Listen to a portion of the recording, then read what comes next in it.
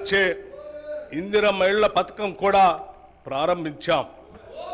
నెలకు 200 యూనిట్ల విద్యుత్తును అర్హులైన వినియోగదారులకి ఉచితంగా ఇస్తున్నాం.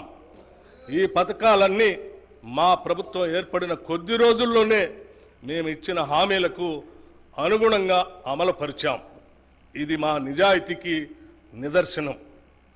రైతు భరోసాతో పాటు ఇతర హామీలన్నింటినీ సత్వరమే పూర్తిగా అమలు చేసి తీరుతాం. ఒక్క ముక్కలో చెప్పాలంటే ఎన్నికల సమయంలో ఇందిరమ్మ రాజ్యాన్ని తెలంగాణలో స్థాపిస్తామని ప్రజలకిచ్చిన వాగ్దానాన్ని నిలబెట్టుకోవటానికి నిరంతరం కృషి చేస్తాం. బడ్జెట్ అనేది కేవలం అంకెల సమాహారం కాదు, అది మన విలువల మరియు ఆశల వ్యక్తీకరణ కూడా.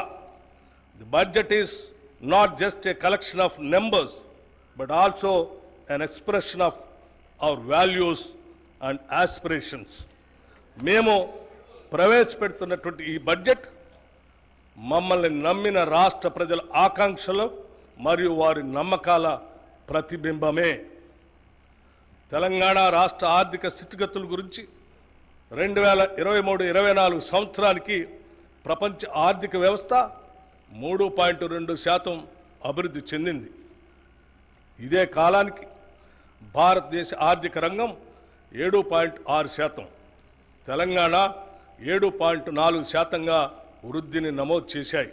అంటే గత సంవత్సరంలో తెలంగాణ వృద్ధి రేటు జాతీయ వృద్ధి రేటు కన్నా తక్కువ అని గమనించాలి.